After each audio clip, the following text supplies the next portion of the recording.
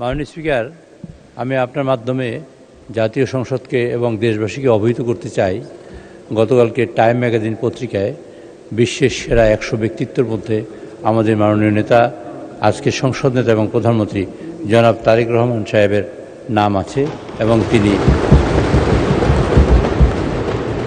তিনি সম্মানিত হয়েছেন। তিনি সম্মানিত মানে দেশকে সম্মানিত করা, তিনি এই জাতিকে সম্মানিত করেছেন। আমি তার জন্য আমার তরফ থেকে, সংসদের তরফ থেকে তাকে আন্তরিক মোবারকবাদ জানাচ্ছি, ধন্যবাদ জানাচ্ছি। মাননীয় স্পিকার, আমি মাননীয় সংসদ নেতা, তিনি যেসব কাজ করেছেন, একসময় উনি ছিলেন নির্বাসিত, 17 বছর দেশের বাইরে ছিলেন। 17 বছর পরে দেশে এসে আসলেন।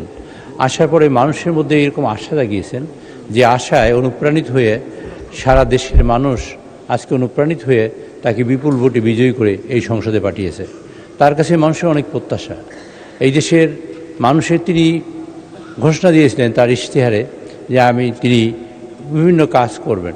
মাননীয় স্পিকার, আঙুলের কালি শুকোবার আগেই তিনি তার কাজ বাস্তবায়ন শুরু করেছেন এবং তার মধ্যে ফ্যামিলি কার্ড অন্যতম, যার মহিলারা পাবেন এদেশের, এবং তারা পেয়ে অর্থনৈতিকভাবে স্বাবলম্বী হবেন এবং দেশ সঠিকভাবে পরিচালিত হবে। তিনি ফার্মার্স কার্ডের উদ্বোধন করেছেন, কৃষক কার্ডের উদ্বোধন করেছেন এই 1 বৈশাখ।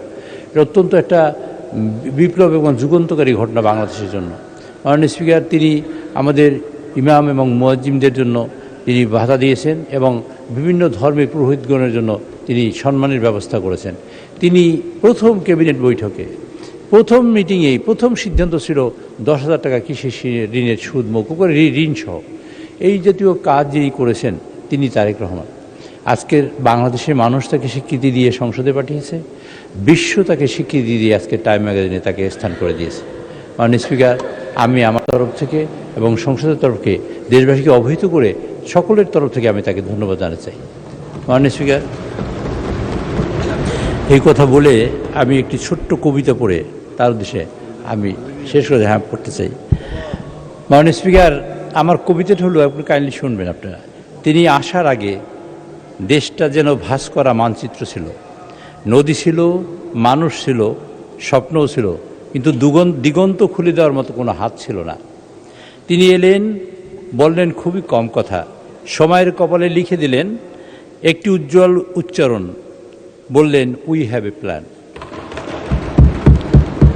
তার দৃঢ়তা ছিল পাহাড়ের মতো, কিন্তু হৃদয় শিশির ভেজা ঘাসের মতো।